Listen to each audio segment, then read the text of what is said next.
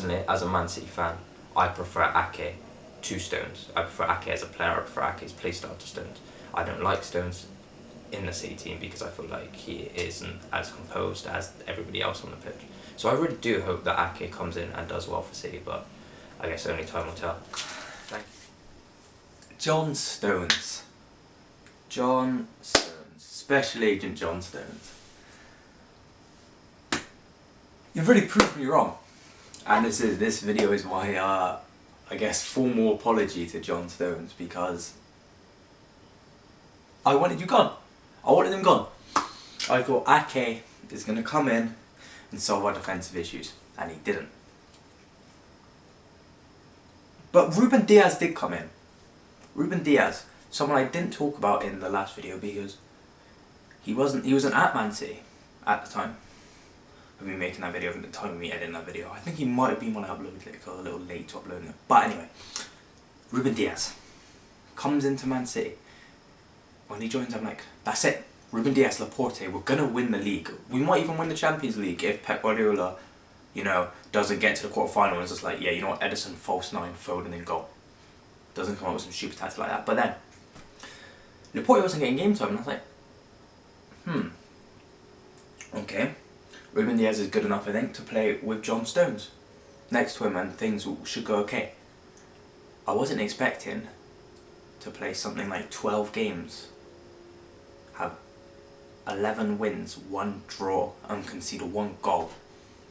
And for John Stones to play as good as, like, I'm not going to say it's all John Stones, because I'd say Ruben Diaz has been the better out of the two, but John Stones has played unreal for John Stones' standards, because coming into the season the bar was low for John Stones, very low, and people wanted him gone, like me. We wanted him gone because he didn't think he was good enough to play for Man City. He was always making too many errors. He wasn't strong enough on the ball. Wasn't always composed. But now he's just a different player. He looks so composed on the ball. He won't try to pass it out from the back when he doesn't need to. He will happily clear it if he gets into danger. And he's even adding goals to his game, scoring 3 big goals for Man City, including that one in the semi-final of the Carabao Cup against Man United, which I celebrated very thoroughly. And I enjoyed it a lot, but they've been unreal. With Cancelo coming in, who I've wanted to play last season a lot. I wanted to play a lot last season, Cancelo, but for some reason Kyle Walker always got to go ahead, and I don't rate Kyle Walker personally as a footballer, but yeah. And we look really good at the back. But Ake, as I said, he was going to be the one. I've obviously got to move on to this as well. That video was a blunder. It really was. But Ake, he came in, played the first 2 games, a 3-1 win to Wolves, and a 5-2 loss to Leicester, conceding 6 goals in 2 games. And then Diaz was signed after that Leicester game, and I was like, okay, Ake might still get some games after. He played a few games at left back. Looks really good at left back. I think he could be our starting left back, but he got injured, and I haven't seen him play since. I don't know if he's not fit, or I don't know if he just doesn't get into the team, but it's kind of sad. Even though we're doing so well, I wanted to see Ake play well because I'm a big fan of Nathan Ake.